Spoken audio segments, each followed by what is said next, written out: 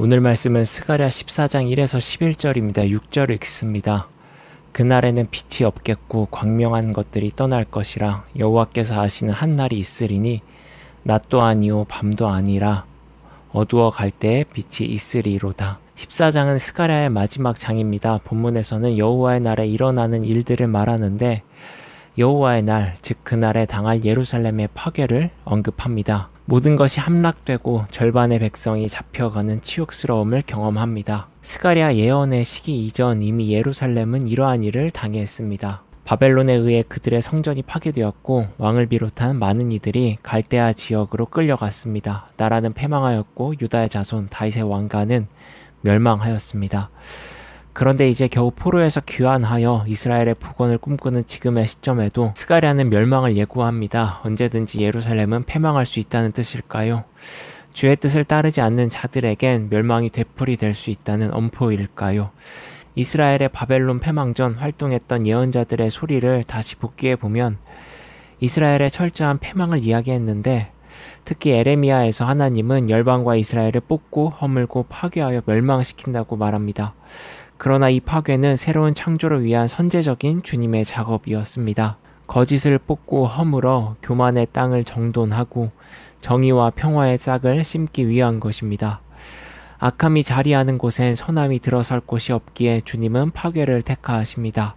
그렇기 때문에 이 파괴는 재창조의 도구이고 새로운 삶을 살아가기 위한 필요한 과정입니다. 따라서 한 번의 패망을 경험한 이스라엘에게 또다시 멸망을 경고하시고 혼돈을 예고하시는 것은 새로운 삶을 만들어 가시는 주님의 방법이라 볼 수 있겠습니다. 한편 이방 나라에 의한 이스라엘의 파괴 예언은 곧 이방 나라의 파괴로 이어집니다. 또한 하나님의 전능함이 보여지는 순간입니다. 그는 예루살렘 가장 높은 곳에 우뚝 서시고 이스라엘에게는 피할 곳을 마련하십니다. 산이 동서로 갈라지고 골짜기가 되어 이스라엘의 피난처가 되십니다.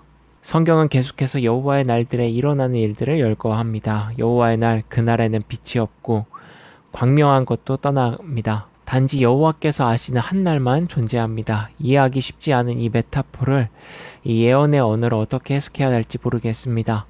하나님이 천지를 창조할 때 빛을 만드심으로 곧 하루의 시작과 끝이 구분되었고 그래서 하루가 되고 이틀이 되었는데 이제 그 경계가 사라졌다는 말일까요?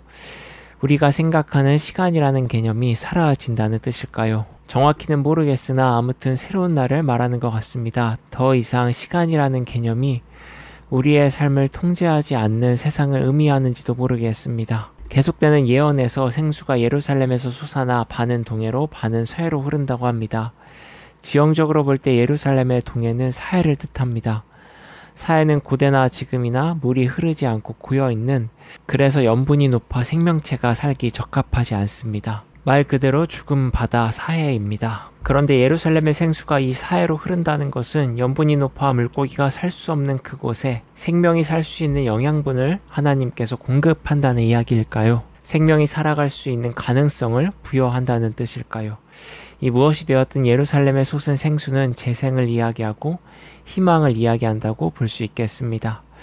또 본문의 예언에서 절반이라는 표현이 자주 등장합니다. 예루살렘의 절반이 사로잡혀감을 이야기하고 감람산이 쪼개져 산들이 절반은 남으로 절반은 북으로 옮겨진다고 언급하고 또 예루살렘에서 솟아난 생수가 절반은 동으로 절반은 서로 흐른다고 말합니다. 이처럼 절반이라는 표현은 그날에 일어날 새로운 구분, 즉 세상의 재편을 표현하고 있는 듯합니다.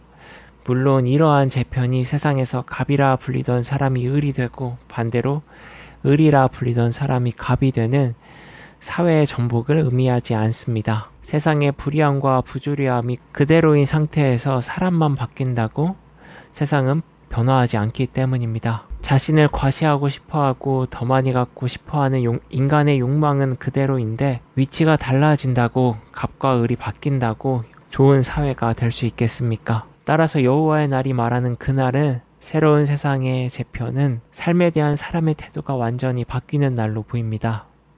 주님의 이름 아래 모든 것이 아라바 평지처럼 평평하게 되듯 인간이 세상에 부여한 모든 굴레와 허위에서 벗어나 주님이 지으신 창조의 신비로 서로를 바라보는 날이 될 것입니다. 여호와의 날이 되면 더 이상 사회적 위치와 자신이 가진 능력과 환경이 크게 중요하지 않는 날이 될 것입니다.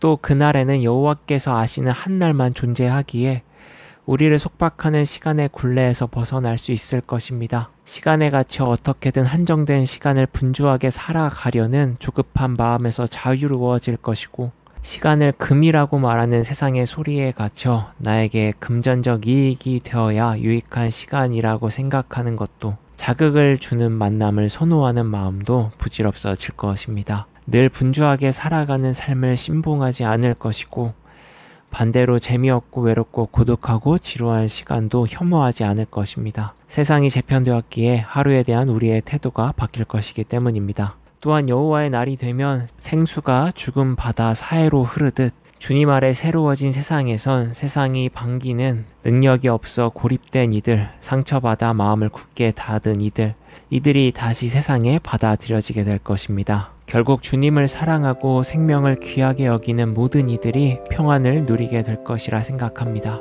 이 땅이 새로워지는 여호와의 날을 소망하는 우리가 되었으면 좋겠습니다. 또한 여호와의 날을 미리 살아가는 삶이 되길 바랍니다.